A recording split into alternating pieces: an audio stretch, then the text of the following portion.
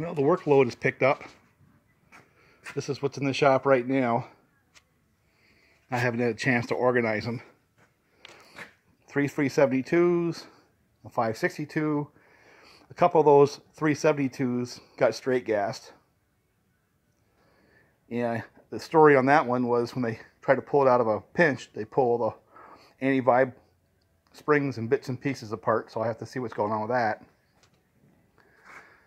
A 576 that won't idle properly. This is my project, 621.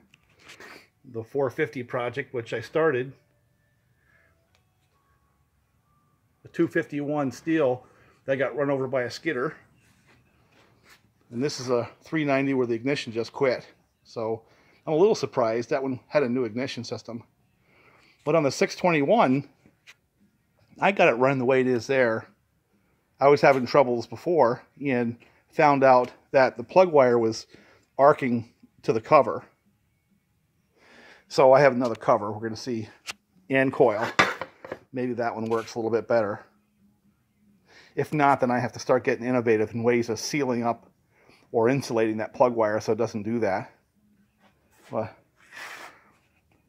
don't know what that is. It looks like a old Homelite 500, but it has Montgomery Ward on it, so maybe it's one of those AH generic 2-strokes. I'm not sure what that is.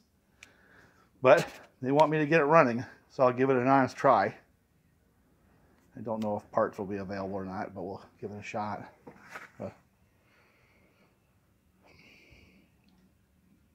But I got called in to go run the plow truck, so instead of doing saw work, I'm going to be doing plow work. And that's been the trend now for the last 2 weeks, which is why there's such a pile of work to do on the bench and on the floor. They just come in, they get set down, and what can I say? I'm behind. Talk to you later. Bye for now.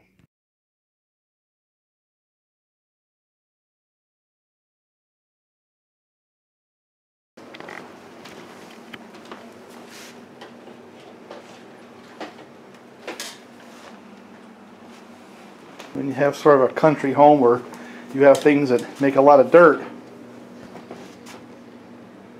this little device right here is just an amazing tool, and Mary is going to show us how to clean this thing. So it's not, this is the dustbin, and the dustbin, how did you pull that out?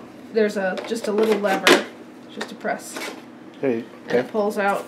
It gets really, really, really dirty. So there's sensors on it that tell you, tells the machine when it's full. It'll actually go back home and let you know that it can't do anymore until you clean it. You just pull it gently open like that. You can see how much dust and dirt. I didn't clean it very well. I used this little brush to clean it a little bit because it has a tendency to build up.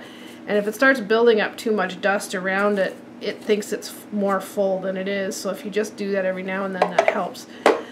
The other thing that's really important is the air filter. And the air filter, you just pull it by its little yellow tab, and you can see how full it gets. You tap that over the trash can, and that can get all of that stuff out.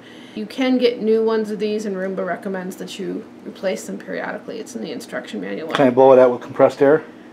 You probably could, and it probably would help preserve its life a little bit more. I have not done that at this point. I do it probably every other time that What's this guy right here? That's actually just the pressure bar that lets it know it's in there, because it won't run without it. There's a little, the little tab here is its guide, and you can see there's a track right there. Oh, you hook that in there. That it sits into. And then you just tip it into place. Just like that. So clean that. The other thing with the Roomba is that because it's going over, especially because we have so much dog hair, it tends to get things caught in these little brushes. This is also replaceable, and they do send you a spare one of these, and they send you a spare air filter. But you can order them online. They're not expensive. But to get the paddles, or whatever you want to call these rollers, out, you just press these together, open it up. Each one of these comes out. you get a lot of hair with the dogs. You get hair there and you get hair there, and you got to pull that out periodically because it really kind of makes it work too hard to turn. Once again, same thing with this one. And you can see there's an instruction in here. Here's the light roller and the dark roller, so you remember which is which, so that you can make sure you get them in the right place. And they just set back in there.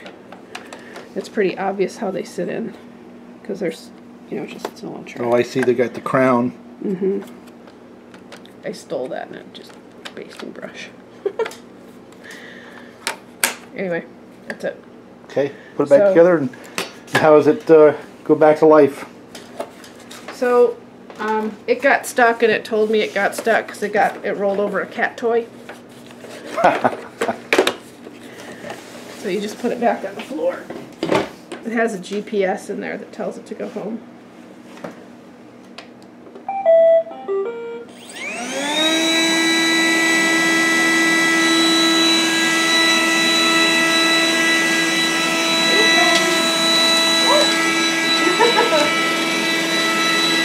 It might finish its cleaning pattern. It's a little confused because of where I put it. And probably the best thing to do when you do that to it is just put it back on its dock. And you can turn it off just like that. Now, does it go back to its dock and find it all by itself? Yes. No kidding. If it can, it will. Do you have to fasten that dock in a more stable position? Nope. No kidding. It goes back and finds. Goes right back to its dock. And it knows where its dock is, and more than that, you can confuse it a little bit. It'll eventually find it. It just goes in these crazy cleaning patterns until it does. But, so what's a message look like on your cell phone when it's had trouble? You have any of those? Yeah, let me grab my, it'll tell me right now if it's stuck. Roomba is stuck near a cliff.